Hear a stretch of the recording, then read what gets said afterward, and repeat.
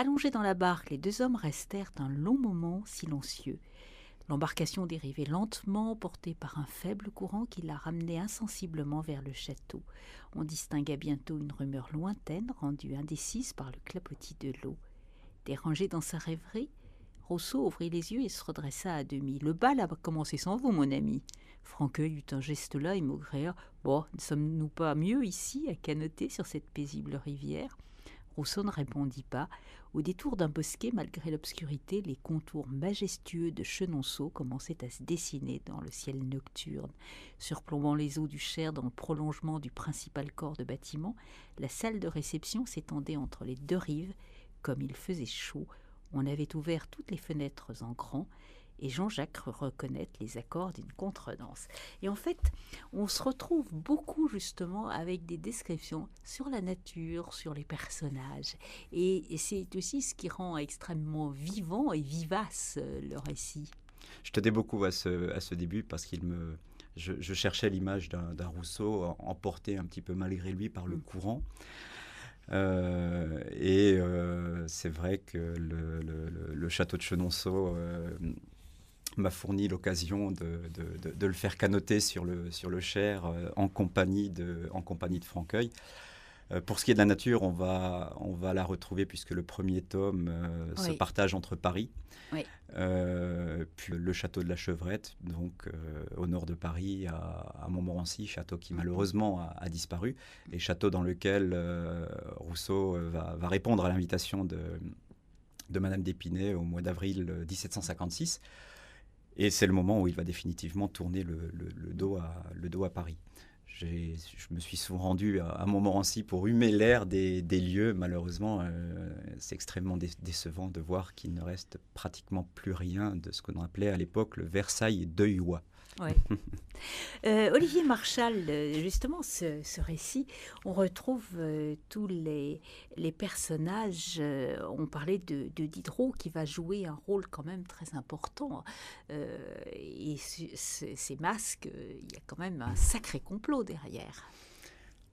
Là, on arrive au point névralgique de mon regard sur Rousseau et qui va rendre compte de toute l'ambivalence du personnage et qui fait que même aujourd'hui, 20 ans plus tard, je n'ai toujours pas de certitude. Vous faites effectivement allusion à l'épisode où Rousseau va rendre visite à Diderot, qui est à ce moment-là en prison de Vincennes. On est en octobre 1749, il fait chaud.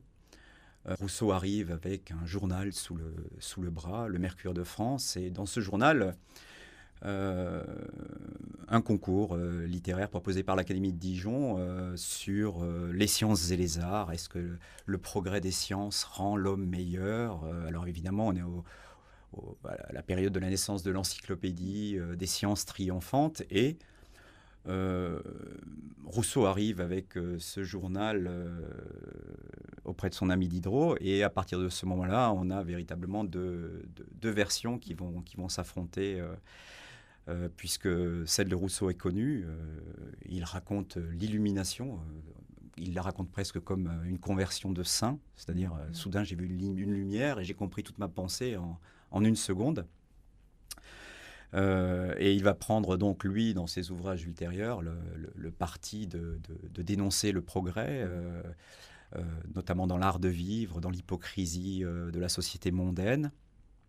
Et l'autre version qui est également intéressante, c'est celle de Diderot, qui lui prétend que Rousseau est arrivé en prison pour le voir et lui a présenté le concours, et Diderot l'écoute, et Rousseau lui dit je vais prendre le parti des sciences et des arts, et Diderot lui aurait répondu: mais ne faites pas ça, Rousseau, c'est le pont aux ânes. Si vous voulez réussir, il faut vous singulariser et dire très exactement le contraire de tout le monde.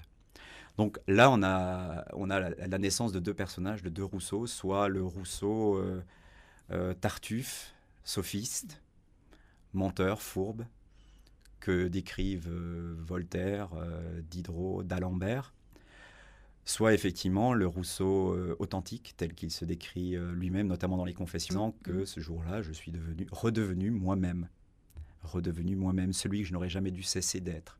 Et on peut véritablement avoir deux lectures, notamment quand on reprend les Confessions, on peut avoir deux lectures du personnage qui sont tout aussi fascinantes. Celle d'un personnage presque tragique, obligé petit à petit de se conformer à ce personnage qu'il se serait créé, d'après Diderot et d'autres. Ou alors celle d'un Rousseau authentique qui effectivement va se retrouver en proie à des ennemis qui ne le sont pas encore, mais qui vont très rapidement le devenir pour diverses raisons. Mais on sent cet écartèlement entre justement cette nécessité d'avoir des protecteurs. Il faut vivre, et puis Thérèse, et puis sa mère, qui n'est pas de la tarte, si je puis me permettre. Et puis cette aspiration à une vie beaucoup plus simple. Alors je rappelle donc le 2 volumes. Le premier, c'est La Comédie des Masques, et le deuxième, le second, c'est Le Voile déchiré, Olivier Marchal, Rousseau, c'est aux éditions Télémaque. Un peu de musique et on va rester tout à fait dans le ton, puisque c'est l'ensemble Alba avec Les consolations des misères de ma vie de Jean-Jacques Rousseau, et je vous propose d'écouter Or que je l'ai sous ma loi, et on se retrouve ensuite. Promenade littéraire.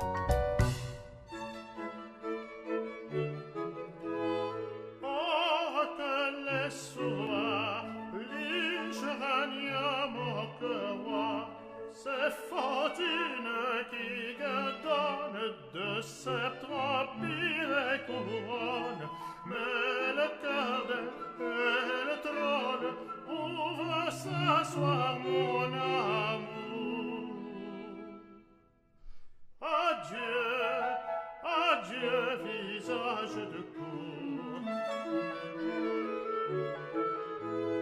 Or que j'ai sous ma loi, je règne mon roi. Pourtant sont les faux biens, en elles sont tous les miens. Pourtant faux sont